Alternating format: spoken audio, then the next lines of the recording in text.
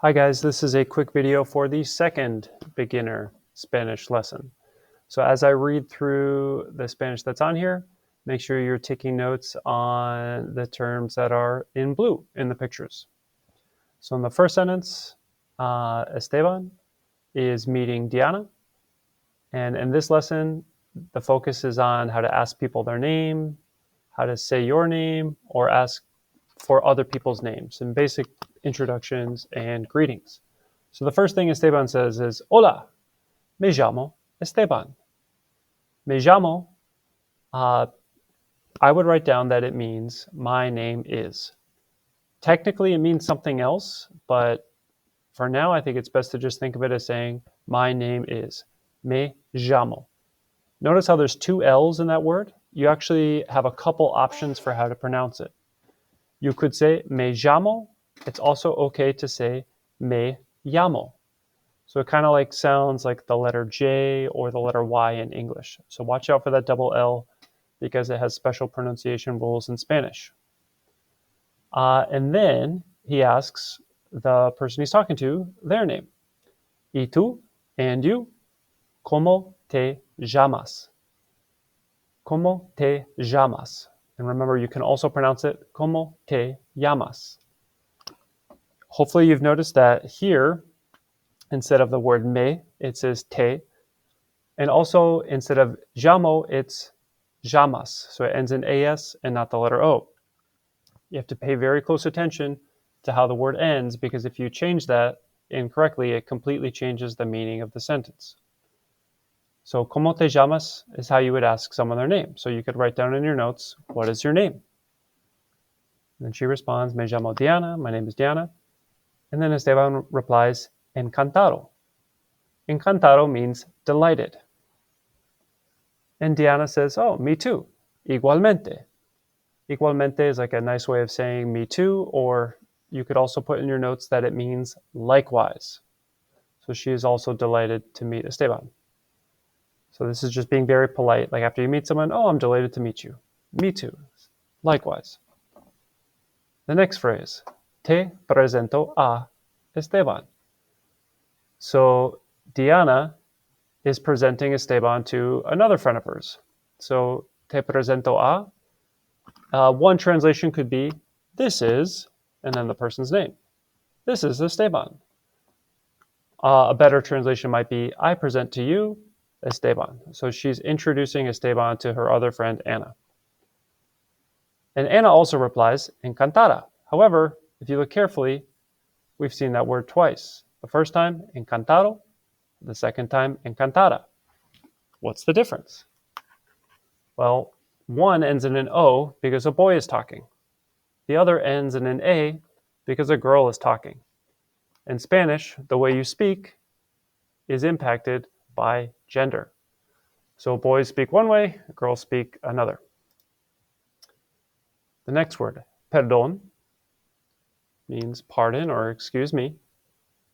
And then it says, ¿cómo se llama? ¿Cómo se llama?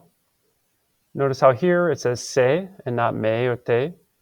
And it says llama instead of llamo or llamas. Be very careful. It has to go together like that. ¿Cómo se llama?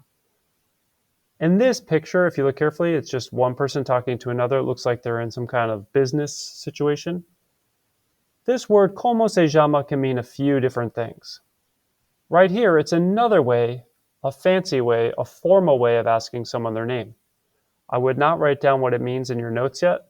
I would wait till later because we'll see it again. But ¿cómo se llama?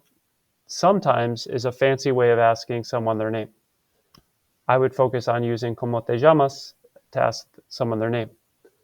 And again, they're in some kind of business meeting in the big city, and they're speaking all fancy to each other. And in Spanish, you have to use different words and speak in a different way when you're trying to be formal. And here they say, le presento a Ana Vega. It's different from before where we saw te presento, because it says le presento, because they're being fancy and formal. The next sentence, super important, never forget it. Mucho gusto. Mucho gusto. It's a way of saying nice to meet you. Technically, it means much pleasure, and you don't always just say it when you meet someone, but in your notes, I would write down nice to meet you. Mucho gusto.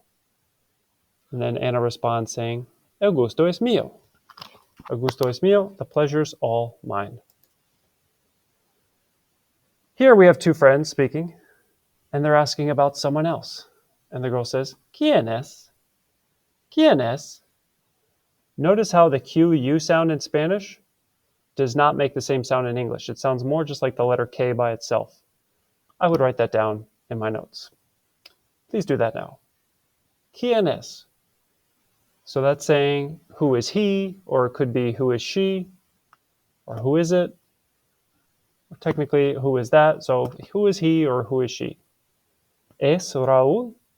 Is that Raúl? Is he Raúl? No. Es Juan. No is the same as English and Spanish. Here, we see ¿Cómo se llama? Again. Notice how the boy in the green shirt is speaking to the boy in the orange shirt, and he's asking about a third person, someone over there. ¿Cómo se llama? In your notes, write down that ¿Cómo se llama? Means what is his name or what is her name. And then the answer when you're talking about someone, se llama Diana. So ¿Cómo se llama? Could mean three things. It could be what is your name, but speaking fancy. It could mean what is his name or what is her name. And I think that what is his name or what is her name is probably going to be the most common way you'll use it. And then finally, we have the word for yes in Spanish, sí, yes. Make sure you remember these words above all others. ¿Cómo te llamas? What is your name? Me llamo. My name is. ¿Cómo se llama? What is his name or what is her name? Se llama. His name or her name is. Sí means yes. No means no. And mucho gusto is used to say nice to meet you.